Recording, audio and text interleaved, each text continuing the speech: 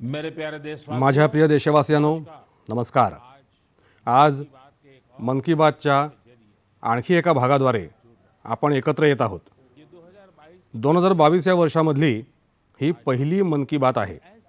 आज आपण पुन्हा एकदा अशा चर्चा करणार आहोत ज्या आपला देश आणि देशवासियांच्या सकारात्मक प्रेरणा आणि सामूहिक प्रयत्नांशी संबंधित आहेत। आज आपले पूज्य बापू महात्मा गांधीजी यांची पुण्यतिथीही आहे। 30 जानेवारी हा दिवस आपल्याला बापूंच्या शिकवणीचं स्मरण देतो। काही दिवसांपूर्वीच आपण प्रजासत्ताक दिनही साजरा केला।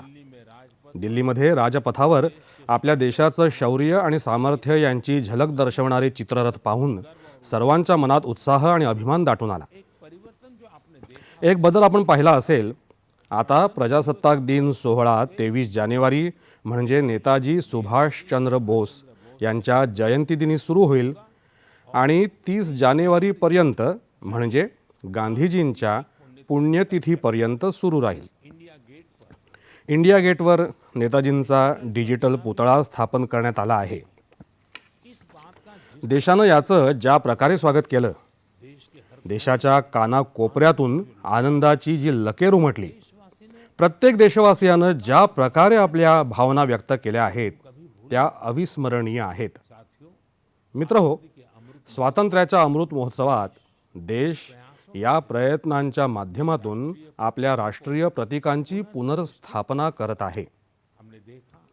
आपण पाहिलं की इंडिया गेट जवळची अमर जवान ज्योत आणि जवळच्या राष्ट्रीय युद्ध स्मारकावरची प्रज्वलित ज्योत या एकत्रित करण्यात आल्या। या भावुक क्षणी अनेक देशवासीय आणि शहीदांच्या कुटुंबियांच्या डोळ्यात अश्रू तरळले। राष्ट्रीय युद्ध स्मारकात देशाच्या स्वातंत्र्यानंतर शहीद झालेल्या शूरवीरांची नावं कोरली आहेत। लष्कराच्या काही माजी सैनिकांनी मला पत्र लिहून कळवलं की शहीदांच्या स्मारकासमोर प्रज्वलित होत असलेली अमर जवान ज्योत शहीदांच्या अमरत्वाचं प्रतीक आहे। खरोखरच अमर जवान ज्योतीप्रमाणेच आपले शहीद, त्यांची प्रेरणा आणि त्यांचं योगदानही अमर आहे। मी आपणा सर्वांना सांगेन की जेव्हा संधी मिळेल तेव्हा राष्ट्रीय युद्ध स्मारकाला आवर्जून भेट द्या। आपले कुटुंबीय आणि मुलांनाही घेऊन जा। इथे आपल्याला आगळीच ऊर्जा आणि प्रेरणा यांची प्रचिती येईल। मित्रहो, अमृत महोत्सवाच्या या आयोजनांच्या दरम्यान देशात अनेक महत्त्वाचे राष्ट्रीय पुरस्कारही प्रदान करण्यात आले। एक आहे तो म्हणजे प्रधानमंत्री राष्ट्रीय बाल पुरस्कार। हा पुरस्कार बालवयातच धाडसी आणि प्रेरणादायी काम करणाऱ्या मुलांना मिळाला आहे। आपण सर्वांनी या पुरस्काराबाबत आपल्या घरात आवर्जून माहिती दिली पाहिजे। यातून आपल्या मुलांनाही प्रेरणा मिळेल आणि त्यांच्या देशाचं नाव उज्ज्वल करण्याचा उत्साह निर्माण होईल। देशात नुकतीच पद्म पुरस्कारांचीही घोषणा झाली। पद्म पुरस्कार प्राप्त व्यक्तींच्या नामावलीत अशी अनेक नावं आहेत ज्यांच्याबद्दल लोकांना फारशी माहिती नाही। हे आपल्या देशातले प्रसिद्धीपासून दूर असलेले असे अनामवीर आहेत ज्यांनी सर्वसामान्य परिस्थितीमध्ये असामान्य कार्य केलं आहे। उत्तराखंडमधल्या अशाच बसंती देवीजी यांना पद्मश्रीनं सन्मानित करण्यात आलं आहे। बसंती देवी यांनी आपल्या संपूर्ण आयुष्यात सदैव संघर्ष केला। कमी वयातच त्यांच्या पतीचं अकाली निधन झाल्यानंतर त्या एका आश्रमात राहू लागल्या। आश्रमात राहून त्यांनी नदी वाचवण्यासाठी संघर्ष केला आणि पर्यावरणासाठी बहुमोल योगदान दिलं। त्यांनी महिला सबलीकरणासाठीही मोठं काम केलं आहे।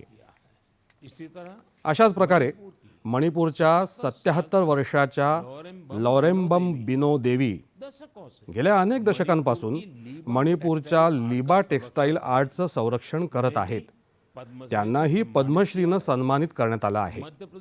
मध्य प्रदेशच्या अर्जुन सिंह यांना बैगा आदिवासी नृत्यकलेला ओळख प्राप्त करून दिल्याबद्दल पद्म सन्मान मिळाला आहे। पद्म सन्मान प्राप्त करणारी आणखी एक व्यक्ती आहे श्रीमान अमाई महालिंगा नाईक। हे कर्नाटकमध्ये राहणारे एक शेतकरी आहेत। त्यांना काही लोक टनेल मॅन असंही म्हणतात। त्यांनी शेतीमध्ये असे काही कल्पक प्रयोग केले आहेत जे पाहून कोणीही अचंबित होईल. हैरान रह जाए। इनके प्रयास त्यांच्या प्रयत्नांचा छोट्या शेतकऱ्यांना खूप मोठा फायदा होत आहे. ऐसे और भी असे आणखीही कैक अनामवीर आहेत ज्यांचा देशानं त्यांच्या योगदानासाठी गौरव केला आहे. आप जरूर आपणही त्यांच्याबद्दल जाणून घेण्याचा नक्कीच प्रयत्न करा. इनसे हमें जीवन यातून आपल्याला जीवनात बरंच काही शिकायला मिळेल. मेरे प्यारे देशवासी, माझ्या प्रिय देशवासियांनो, महोत्सव अमृत महोत्सवाच्या निमित्तानं आपण सर्वजण मला अनेक पत्र आणि मेसेज पाठवत असता, कई सुझाव अनेक सूचनाही करत असता. इसी श्रृंखला याच नित्यक्रमात ऐसा मला काही अविस्मरणीय अनुभव आले. अविस्मरणीय है। मला 1 कोटीहून जास्त मुलांनी ज्यादा बच्चों ने आपली मन की बात अपने मन की बात पोस्ट कार्डद्वारे लिहून पाठवली आहे. लिखकर भेजी है। ये ही 1 कोटी पोस्ट कार्ड्स देश के अलग देशाच्या वेगवेगळ्या भागातून आली आहेत, विदेश से भी आए परदेशातूनही आली आहेत. समय निकालकर वेळात वेळ काढून यातली बरीचशी पत्र वाचण्याचा मी प्रयत्न केला. प्रयास किया है। इन पोस्ट देशाच्या भविष्याप्रती के दर्शन आपल्या नव्या पिढीचे विचार किती व्यापक आणि थोर आहेत याची प्रचिती या पोस्टकार्ड्समधून येते. मैंने मन की बात के मी मन की बातच्या श्रोत्यांसाठी काही पोस्टकार्ड्स निवडली आहेत जिन्हें मैं आपसे आणि मी त्याबाबत आपल्याशी बोलू इच्छितो. जैसे असंच एक आसाममधल्या गुवाहाटी इथून रिद्धिमा रिद्धिमा स्वर्गीयारीचं हे पोस्टकार्ड आहे. रिद्धिमा क्लास 7 की रिद्धिमा 7वीची विद्यार्थिनी आहे उन्होंने लिखा आणि तिने लिहिलंय की स्वातंत्र्याच्या 100व्या वर्षात एक असा भारत ती पाहू इच्छिते जो दुनिया का जो जगातला सर्वात स्वच्छ देश असेल, आतंकवाद से जो दहशतवादापासून संपूर्णपणे मुक्त असेल, 100% साक्षर देशात त्याचा समावेश असेल, जो पूर्णपणे अपघात मुक्त असेल आणि शाश्वत तंत्रज्ञानातून अन्न सुरक्षा राखण्यात सक्षम असेल. रिद्धिमा रिद्धिमा, हमारी बेटी आपल्या देशाच्या कन्या जो विचार करतात, सपने जी स्वप्न देशासाठी पाहतात, वो तो पूरे ती तर पूर्ण होतातच. जब सब जेव्हा सर्वांचे प्रयत्न एकवटतील, आपकी युवा आपली युवा पिढी हे लक्ष समोर ठेवून काम करेल, तो आप तेव्हा आपण जसा भारत घडवू इच्छित आहात तसा नक्कीच घडेल.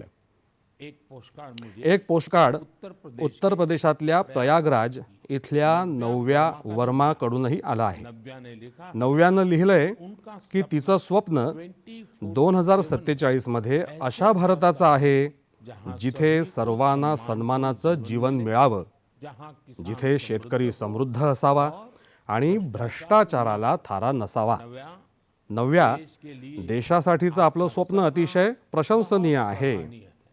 इस या दिशेनं देश झपाट्यानं वाटचालही करत आहे. आपने भ्रष्टाचारमुक्त भारताचा उल्लेख आपण केला. भ्रष्टाचार तो भ्रष्टाचार एखाद्या वाळवीप्रमाणे देश पोखरून काढतो. उससे मुक्ति के त्यापासून मुक्त होण्यासाठी 2047 ची वाट कशाला पाहायची? काम हे काम आपण सर्व देशवासियांनी आजच्या युवा पिढीनं मिळून करायचं आहे, लवकरात लवकर करायचं आहे. इसके लिए आणि त्यासाठी सर्वात आवश्यक हे आहे कर्तव्यों को प्राथमिकता ते म्हणजे आपण आपल्या कर्तव्याला प्राधान्य द्यायला हवं. जिथे कर्तव्य बजावण्याची जाणीव असते, कर्तव्याला सर्वात पहिलं प्राधान्य दिलं जातं, तिथे भ्रष्टाचार फिरकतही नाही. साथियों, एक मित्रहो, पोस्टकार्ड आणखी एक पोस्टकार्ड माझ्या समोर आहे. चेन्नई से चेन्नईमधून मोहम्मद इब्राहिम यांचं. इब्राहिम इब्राहिमला 2047 मध्ये भारताला संरक्षण क्षेत्रातली एक सामर्थ्यवान शक्ती म्हणून पाहण्याची इच्छा आहे. वो चाहते हैं त्यांना असं वाटतं चंद्रमा की चंद्रावर भारताचा स्वतःचा संशोधन तळ असावा मंगल पर आणि मंगळावर मानवी वस्ती वसवण्याचं काम भारतानं सुरू करावं. साथी त्याचबरोबर इब्राहिम आपली वसुंधरा प्रदूषण मुक्त करण्यातही भारताची मोठी भूमिका पाहू इच्छितात. इब्राहिम देश के ज्या देशाकडे आपल्यासारखे युवा वर्ग आहे त्या देशासाठी काहीच अशक्य नाही. साथियों, मित्रहो, सामने माझ्यासमोर आणखी एक पत्र आहे. मध्य प्रदेशमधल्या रायसेनच्या सरस्वती विद्या मंदिरात 10वीत शिकणारी विद्यार्थिनी भावना हिचं. सबसे पहले तो मैं सर्वप्रथम मी भावनाला सांगू इच्छितो आपने की ज्या प्रकारे जिस आपण पोस्टकार्ड तिरंग्यानं सजवलं आहे तरह से सजाया ते मला खूपच आवडलं. अच्छा लगा। भावना भावनानं क्रांतिकारक शिरीष कुमार बद्दल लिहिलं आहे. साथियों, मित्र हो, गोवा से मला गोव्याहून लॉरेन्शियो लॉरेन्शियो परेराचं पोस्टकार्डही मिळालं आहे. ये क्लास 12 ही 12वीची विद्यार्थिनी आहे. इनके पत्र का या पत्राचा विषय सुद्धा स्वातंत्र्याचे अनामवीर हाच आहे. मैं इसका हिंदी मी याचा हिंदी आशय आपल्याला सांगतो. इन्होंने लिखा यात लिहिलं आहे, भिकाजी भिकाजी कामा भारतीय स्वातंत्र्य लढ्यात सहभागी झालेल्या शूर महिलांपैकी एक होत्या. एक थी. उन्होंने त्यांनी मुलींच्या सबलीकरणासाठी देश परदेशात अनेक मोहिमा राबवल्या, अनेक प्रदर्शनं भरवली. निश्चित तौर निश्चितच भिकाजी कामा या स्वातंत्र्य लढ्यातल्या सर्वात धाडसी महिलांपैकी एक होत्या. 1907 1907 मध्ये त्यांनी जर्मनीत जर्मनी में तिरंगा फडकवला होता. इस तिरंगे को हा तिरंगा बनवण्यात ज्या व्यक्तीनं त्यांना साथ दिली उनका साथ ती व्यक्ती होती वो थे श्री श्यामजी कृष्ण वर्मा.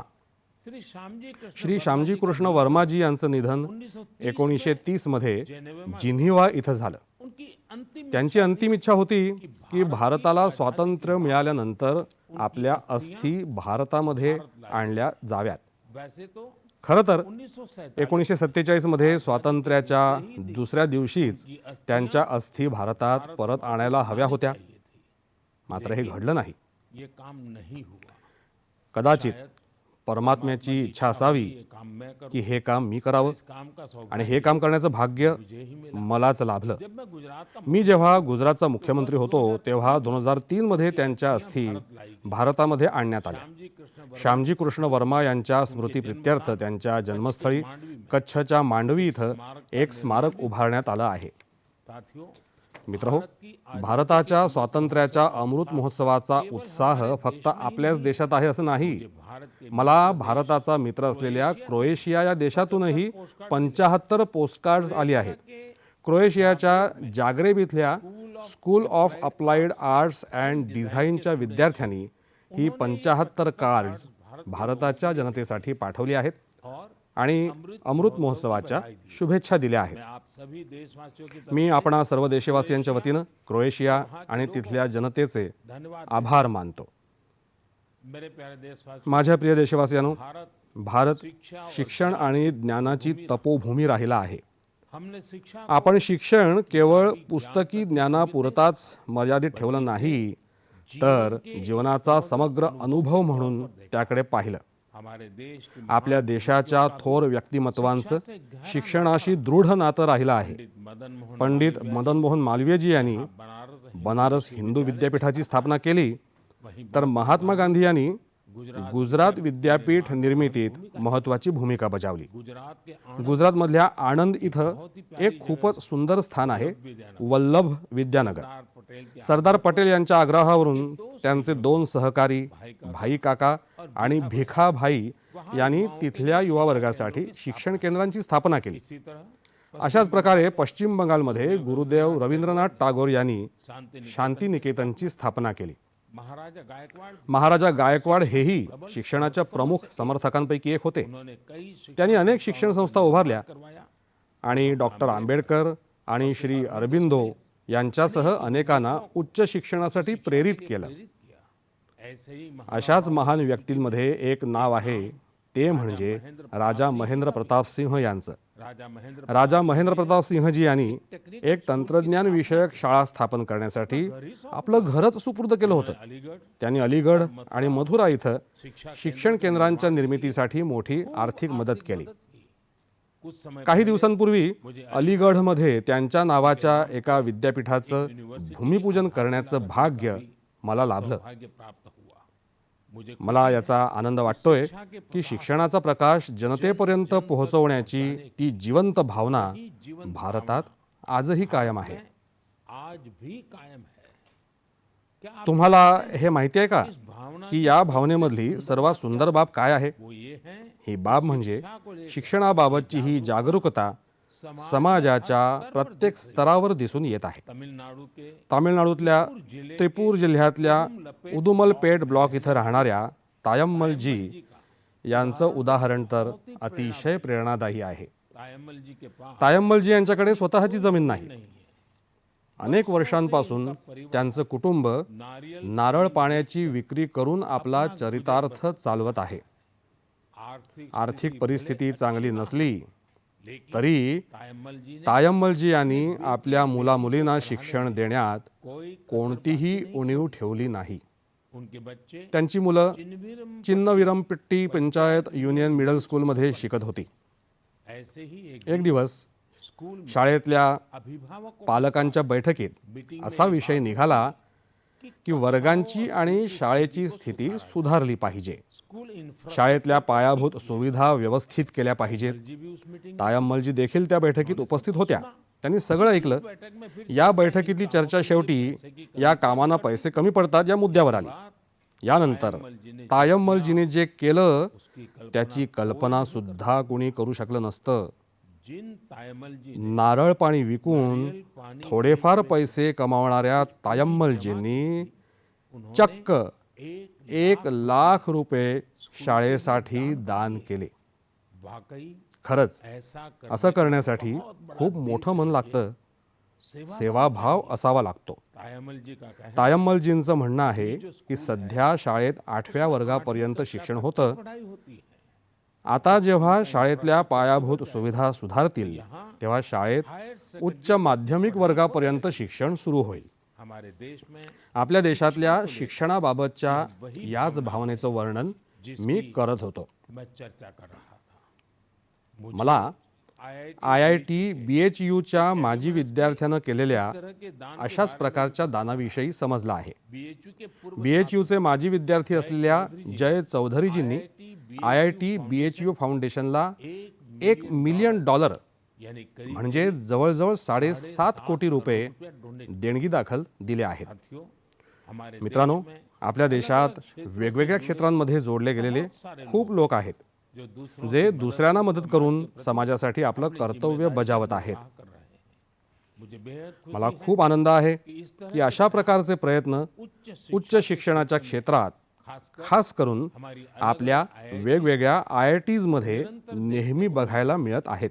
केंद्रीय विश्वविद्यालय केंद्रीय विद्यापीठांमध्येही इस प्रकार अशा प्रकारच्या प्रेरक उदाहरणांची कमतरता नाही. इस तरह के प्रयास या प्रकारचे प्रयत्न आणखी वाढवण्यासाठी गेल्या वर्षी सप्टेंबर पासून से पूर्ण देशभरात विद्या विद्यांजली अभियानाची सुरुवात झाली आहे. इसका उद्देश्य याचा उद्देश अलग अलग संगठन वेगवेगळ्या संघटनांकडून CSR आणि खाजगी क्षेत्रातल्या योगदानातून देशभर देशभरातल्या शाळांमधल्या शिक्षणाच्या गुणवत्तेत सुधारणा आणणं हा आहे. विद्यांजली विद्यांजली अभियान सामूहिक उद्योग आणि जबाबदारीची भावना वाढवत आहे. बढ़ा रही है.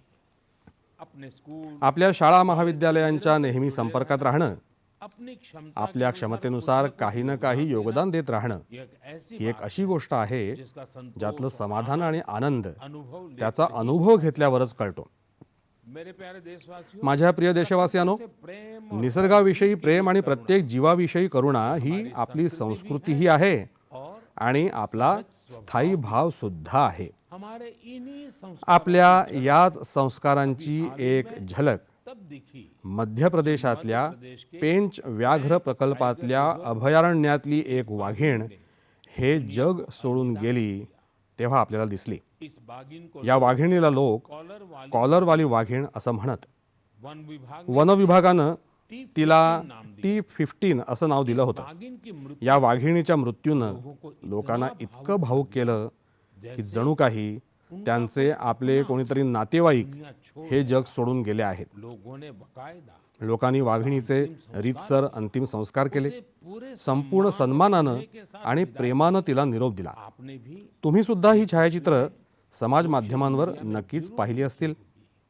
पूरी दुनिया संपूर्ण जगात प्रकृति और आम्हा भारतीयांच्या मनात असलेल्या निसर्ग आणि जीवसृष्टीविषयीच्या प्रेमाचं खूप कौतुक झालं. कॉलर वाली बागिन कॉलरवाल्या वाघिणीनं जीवन आपल्या आयुष्यभरात 29 बछड्यांना जन्म दिला और 25 आणि 25 बछड्यांचं संगोपन करून मोठं केलं. हमने T15 आम्ही T15चं जगणं देखील साजरं केलं. किया और जब आणि जेव्हा तिनं हे जग सोडलं तेव्हा अत्यंत भावपूर्ण निरोप सुद्धा दिला. भारत के लोगों की हेच तर भारतीय लोकांचं वैशिष्ट्य आहे. हर आम्ही चेतन जीव प्रत्येक सजीवाशी प्रेमानं संबंध जोडतो. ऐसा ही एक दृश्य असंच एक दृश्य आम्हाला यावेळी गणतंत्र प्रजासत्ताक दिन सोहळ्याच्या संचलनात सुद्धा पाहायला मिळालं. परेड में या संचलनावेळी राष्ट्रपतींच्या अंगरक्षक दलातल्या विराट या चार्जर घोड्यानं अपनी आंख आपल्या शेवटच्या संचलनात भाग घेतला. घोड़ा विराट विराट हा घोडा 2003 मध्ये राष्ट्रपती भवनात आला होता और आणि प्रत्येक वर्षी गणतंत्र दिवस प्रजासत्ताक दिन सोहळ्यात कमांडंट चार्जर म्हणून आघाडीवर राहत असे. जब किसी विदेशी जेव्हा कुण्या परदेशी राष्ट्राध्यक्षांचं राष्ट्रपती भवनात स्वागत होत असे त्यावेळी देखील तो आपली ही महत्त्वाची भूमिका बजावत असे. वर्ष यावर्षी सैन्य दिवसाच्या वेळी विराट या घोड्याला लष्कर प्रमुखांकडून COS प्रशस्तीपत्रक दिलं गेलं होतं. विराट की विराटच्या विराट सेवा पाहून त्याला त्याच्या सेवानिवृत्तीनंतर उतने ही तितक्याच विराटपणे निरोप दिला गेला. मेरे प्यारे देश, माझ्या प्रिय देशवासियांनो, जब एक ने जेव्हा प्रयत्न निष्ठापूर्वक होतात, एक नियत से काम उदात्त वृत्तीनं होतं, उसके परिणाम तेव्हा त्याचे परिणाम देखील चांगलेच दिसून येतात. याचं एक उत्तम उदाहरण समोर आलं आहे, ते आसामचं. का नाम आसामचं नाव घेतल्यावर तिथले चहाचे मळे आणि अनेक राष्ट्रीय उद्यानांचा विचार जसा मनात येतो, साथ ही तसंच एक सिंह वन हॉर्न रायनो म्हणजेच एक शिंगी गेंड्याचं चित्र सुद्धा आपल्या मनात उभं राहतं. हमारे मन में उभरती है. आपल्या सगळ्यांनाच माहिती आहे की एकशिंगी गेंडा नेहमीच आसामी संस्कृतीचा भाग राहिला आहे. भारतरत्न भूपेन हजारिकाजींचं हे गाणं प्रत्येक मनामनात नेहमीच गुंजत असतं. কাজিরঙার চিরসেউজ পরিবেশ হস্তি ব্যাঘ্র রে পার এক ঘর ঘর ঘর পৃথিবী তাই পক্ষীর খুব দিয়া প্রকাশ মোর কাজিরঙা নয় যে বন্য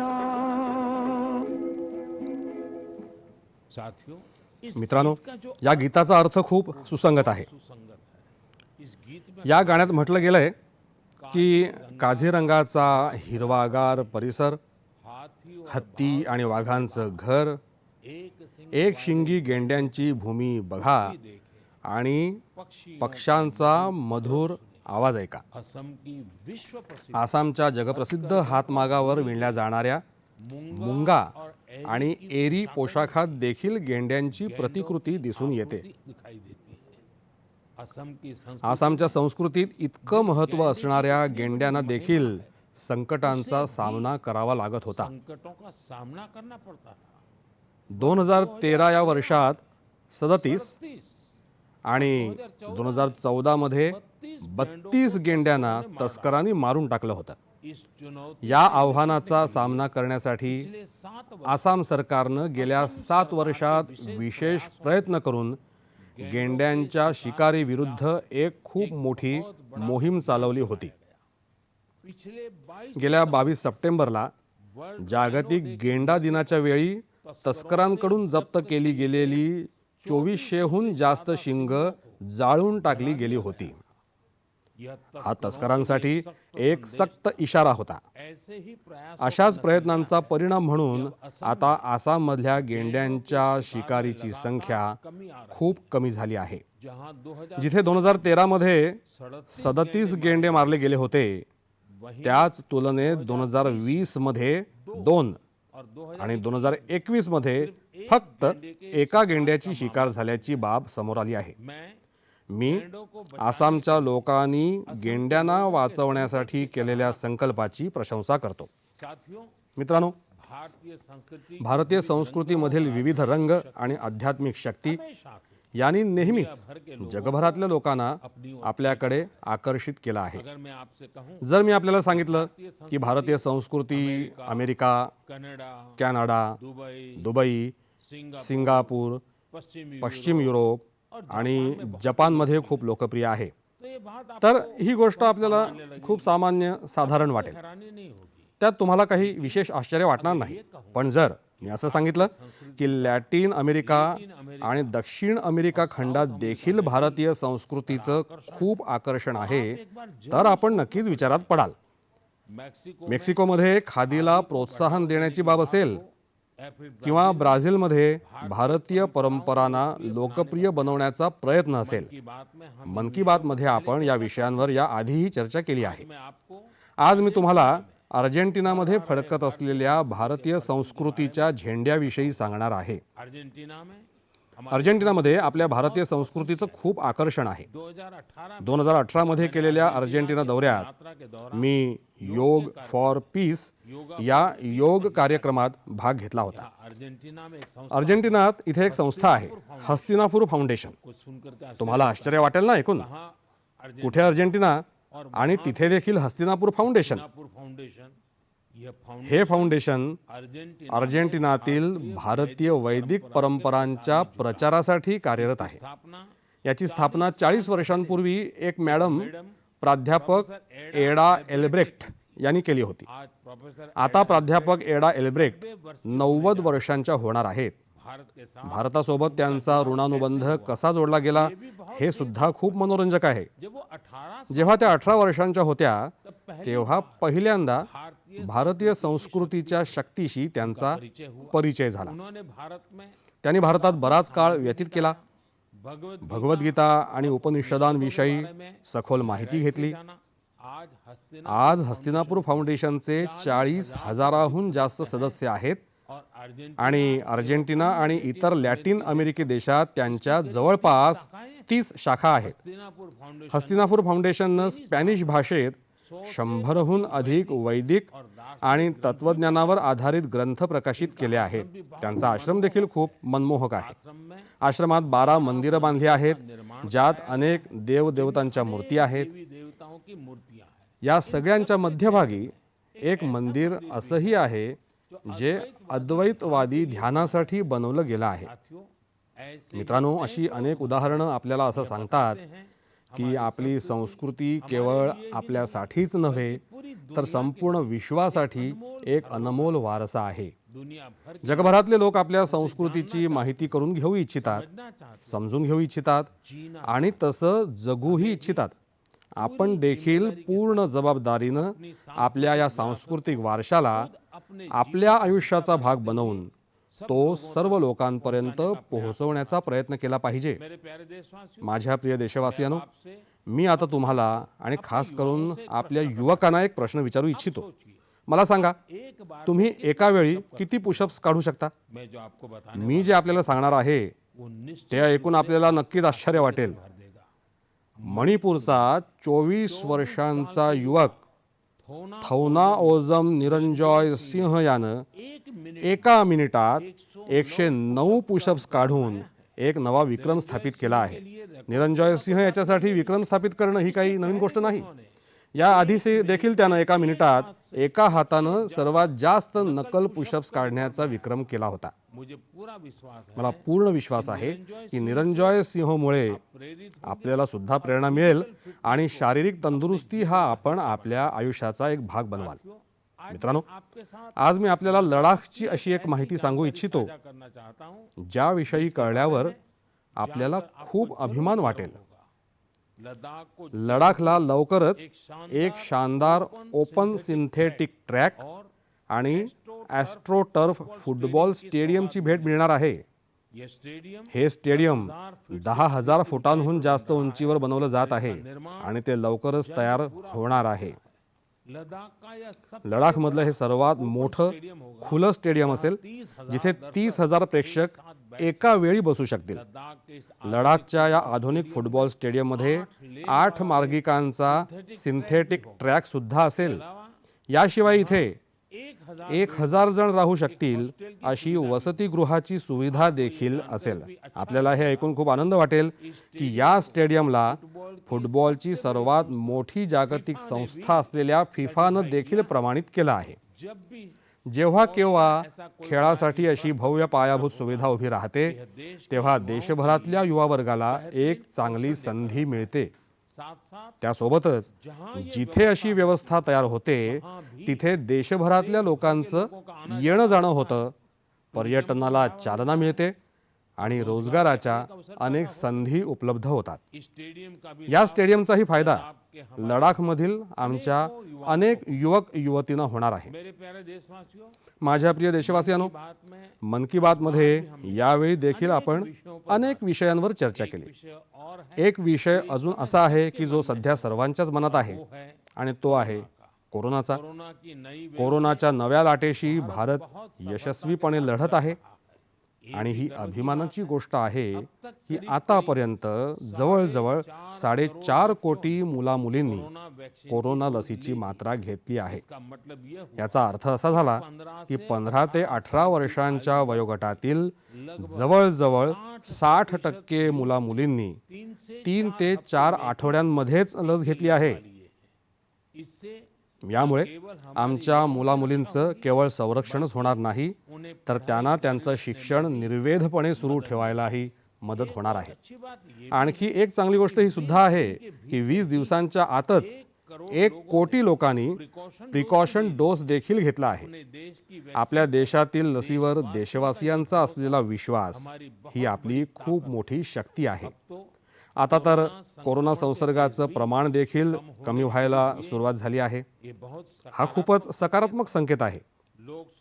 लोक सुरक्षित राहोत, देश की देशाच्या आर्थिक प्रगतीचा वेग कायम राहो, हर देश हीच प्रत्येक देशवासियाची इच्छा आहे.